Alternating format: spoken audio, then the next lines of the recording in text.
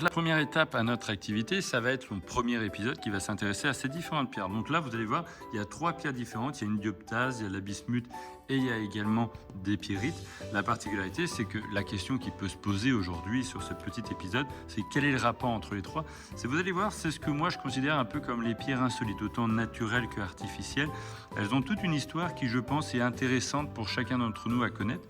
Et moi, je commence immédiatement avec la plus belle de toutes et ma favorite de cœur, celle qu'on appelle la dioptase. Une dioptase, qu'est-ce que c'est? C'est une pierre qui va avoir une composition chimique un peu étonnante. Mais ce qui est assez fun, c'est que tout de suite, on voit qu'il y a du cuivre. Et c'est assez étonnant parce que pendant très longtemps, cette pierre-là, qu'on voit régulièrement en amalgame avec de la malachite ou de la planchéite, malachite qu'on peut retrouver sous différentes formes, ce qui est assez étonnant, c'est que pendant très longtemps, la dioptase était considérée comme ce qu'on appelle l'émeraude de Sibérie. Pourquoi je dis ça? C'est parce que les tsars de l'époque faisaient de très grandes opérations, de très grandes expéditions pour ramener cette pierre pensant être de l'émeraude, et ça se vendait vraiment excessivement cher. Alors qu'en parallèle, dans les pays justement où cette pierre abondait, donc tout ce qui est Kazakhstan, zone d'origine, mais également République du Congo, les populations locales le jetaient dans le feu pour en extraire le cuivre. C'est une petite approche, mais ce qui est assez étonnant, c'est que encore maintenant, on peut faire la confusion. Mais si ça peut éclaircir les gens, sachez que oui, la malachite et les dioptases, on peut les trouver ensemble. Et ce qui est absolument fantastique, c'est que la malachite est quand même très psychédélique elle-même. Alors imaginez quand c'est en agglomérat avec de la dioptase, ça donne une pierre de collection absolument fantastique. La deuxième pierre que je voulais vous présenter, c'est le bismuth. Alors celui-ci est assez étonnant parce que je sais qu'il est très populaire, très connu pour ses formes vraiment psychédéliques et hypnotiques.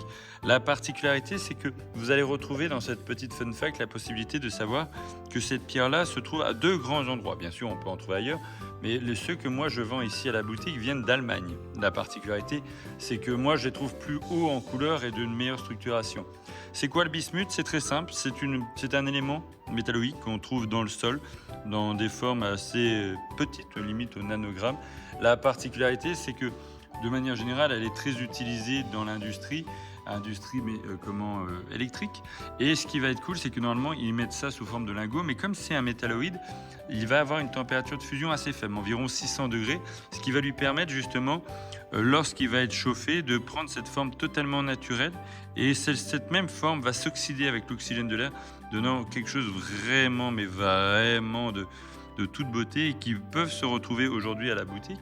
Et la dernière étape de ce petit élément-là, ce qui va nous intéresser, c'est celui-ci qui est à côté de moi. Alors celui-ci qui est à côté de moi est aussi absolument cool.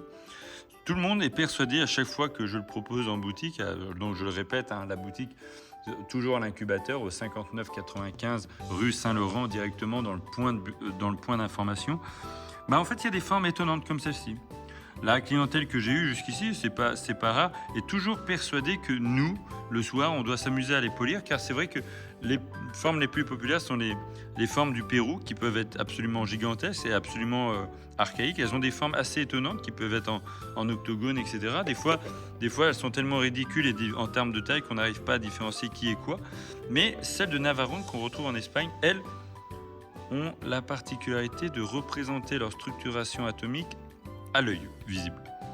Ça veut dire que l'arrangement est tellement parfait que maintenu sur sa gange, on voit quelque chose d'absolument fantastique. Alors, petite fun fact, mais qui reste dans la réalité, il n'est pas rare de trouver ces pierres-là sans la gange. On sait que beaucoup de sociétés, et je pense que les miennes c'est absolument le cas, ont été recollées pour donner un côté un peu plus collectionnable. Mais c'est assez fantastique de pouvoir justement comparer les deux d'un même environnement, car on voit que on est sur la même structure chimique et atomique, mais pas sur le même arrangement atomique, justement.